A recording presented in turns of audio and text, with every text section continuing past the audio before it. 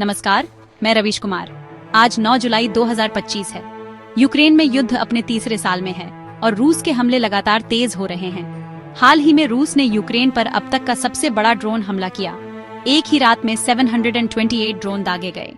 Kyiv के mayor ने बताया कि रूसी ड्रोन शहर के केंद्र को निशाना बना रहे थे, जबकि यूक्रेनी वायु रक्षा उन्हें रोकने की कोशिश कर रही थी। पश्चिमी शहर लुत्स्क में भी एयरबेस पर हमला हुआ। विशेषज्ञ मानते हैं कि रूस यूक्रेनी वायुसेना की क्षमताओं को कमजोर करना चाहता है, खासकर जब यूक्रेन को पश्चिमी देशों से F-16 जैसे लड़ाकू विमान मिल रहे हैं। यूक्रेन की वायुसेना ने दावा किया कि उन्होंने 728 में से 718 ड्रोन और 7 मिसाइलें मार गिराईं, लेकिन हर हमला तबाही छोड़ जाता है। जून 2025 के एक हमले में यूक्रेन ने अपना एक F-16 और उसके पायलट को खो दिया था। ये हमले सिर्फ सैन्य ठिकानों तक सीमित नहीं हैं। मई में एक हमले में 12 नागरिक मारे गए और दर्जनों घायल हुए। यूक्रेन में हर हमले के साथ मानवीय नुकसान बढ़ता जा रहा है। रूस यूक्रेन युद्ध अब सिर्फ दो देशों की लड़ाई नहीं, बल्कि वैश्विक स्थिरता और ऊर्जा सुरक्षा का सवाल बन गया है। राष्ट्रपति जेलेंस्की ने रूस पर और कड़े प्रतिबंध लगाने की मांग की है, ताकि युद्ध को रोका जा सके। अब बात ताइवान की।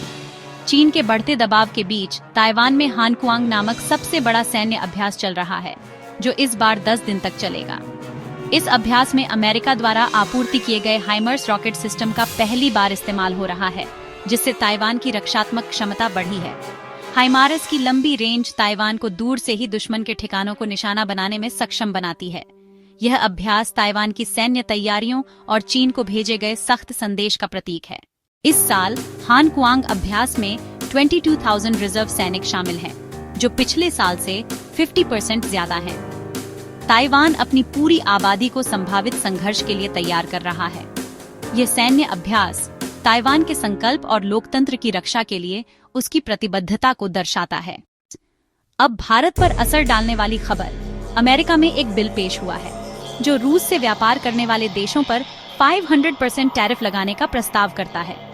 इसका सीधा असर भारत पर पड़ सकता है और चीन पर भी, क्योंकि दोनों रूस से बड़ी मात्रा में तेल खरीद रहे हैं। अगर यह बिल कानून बनता है तो भारत के लिए यह एक बड़ी आर्थिक और कूटनीतिक चुनौती होगी। भारत ने रूस से सस्ता तेल खरीदना आर्थिक मजबूरी में शुरू किया, जिससे महंगाई पर काबू पाया गया। अब रूस भारत का सबसे बड़ा तेल आपूर्तिकर्ता है और ओपेक देशों की हिस्सेदारी ऐतिहासिक रूप से कम हो गई है। अमेरिकी बिल पर भारत की प्रतिक्रिया सतर्क रही है। विदेश मंत्री जयशंकर ने कहा कि भारत अपने हितों को प्राथमिकता देगा। भारत के सामने चुनौती है रूस के साथ पुराने रिश्ते बनाए रखना और अमेरिका को भी नाराज न करना।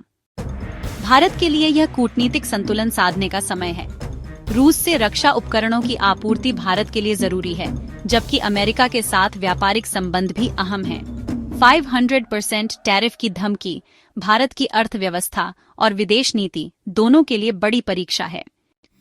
विशेषज्ञ मानते हैं कि भारत को अमेरिका से संवाद बढ़ाना चाहिए और अपनी मजबूरी स्पष्ट करनी चाहिए। साथ ही व्यापार में विविधता लाकर अमेरिकी निर्भरता कम करनी होगी। भारत को इंडिया फर्स्ट नीति पर कायम रहना है, हर फैसला देश के हित में।